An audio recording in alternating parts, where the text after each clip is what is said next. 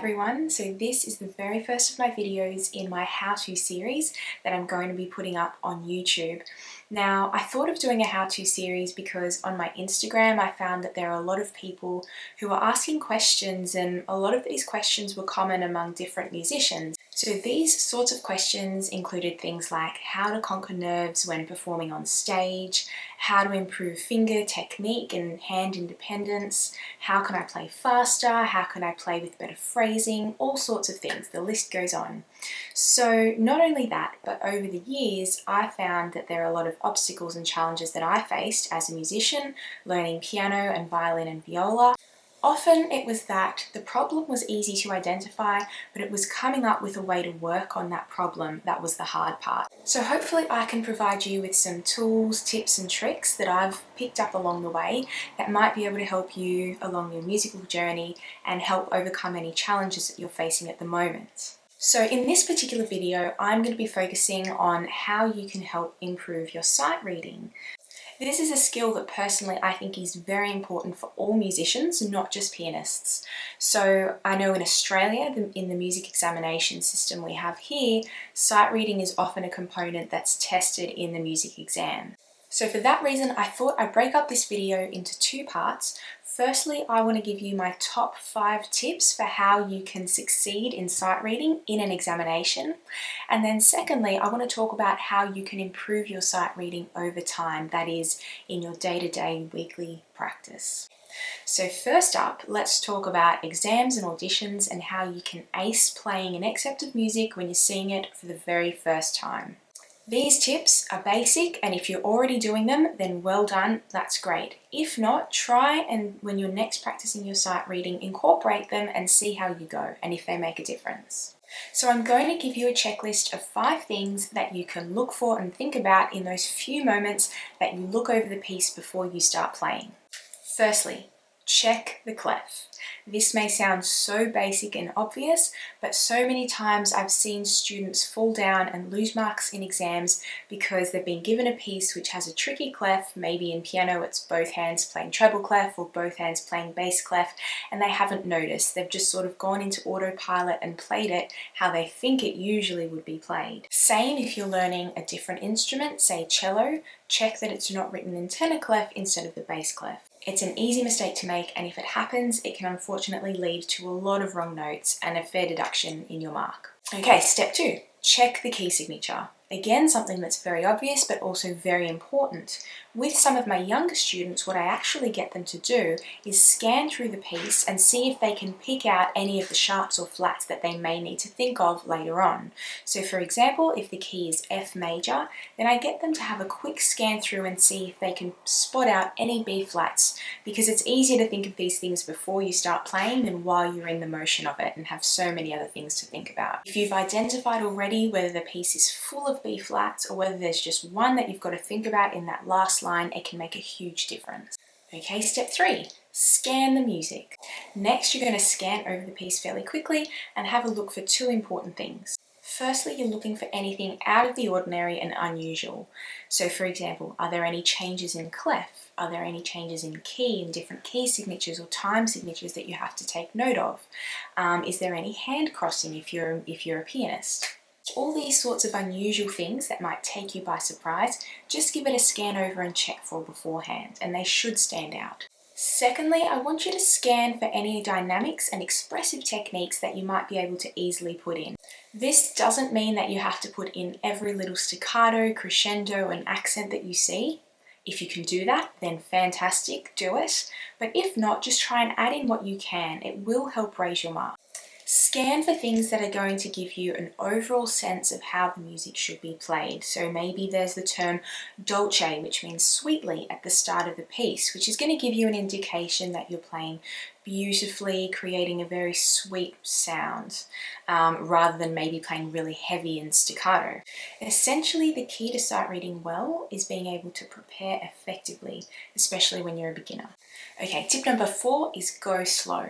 This has got to be one of my most important tips. So many times I'll hear students start playing a piece quite fast because the first few bars look manageable and easier, and then after a few bars time, they have to slow down. Find a pace that works for you, but make sure it's slow and make sure it's manageable throughout the entire piece.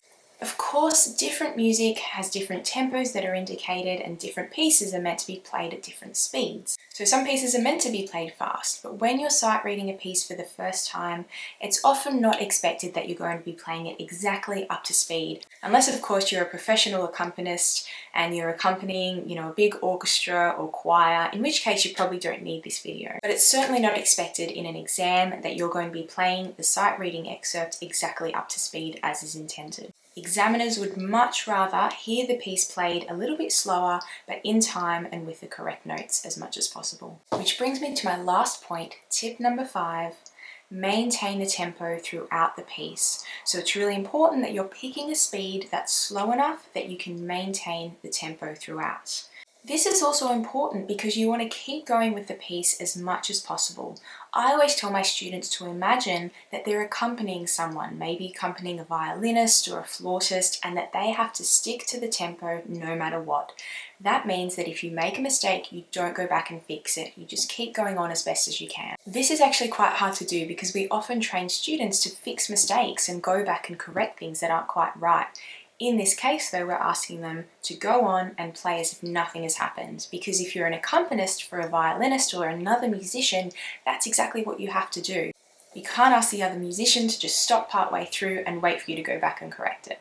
Okay, so to recap the 5 tips: check the clef, check the key signature, scan the music, go slow and maintain the tempo.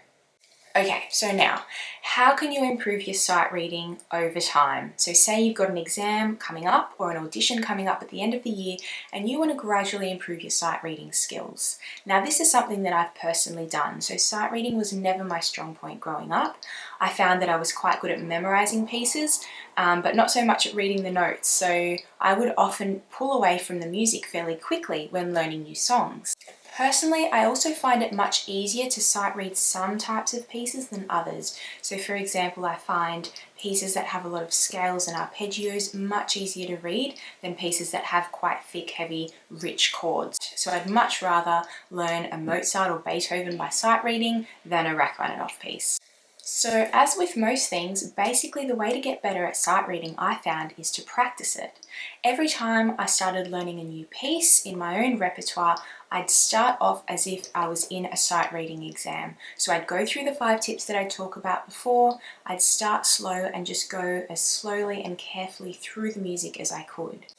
Another way I helped improve my sight reading was pulling out old songs which I'd learnt, many years back, trying to read through those slowly, also reading through some of my students' pieces as well before I gave it to them to learn. Another thing that I would do is sight read but focus on a specific element. So the tips I gave before were aimed at how you can do the best sight reading you can holistically when approaching a piece. What I do is focus on one specific element at a time when I'm practicing at home. So for example, I might sight read a new piece and just focus specifically on the key signature and adding in all the sharps or all the flats I need to, regardless of tempo, speed, and changing the time. So at other times, I might focus specifically on getting all the right rhythms and keeping it in tempo, despite wrong notes and forgetting accidentals and things like that.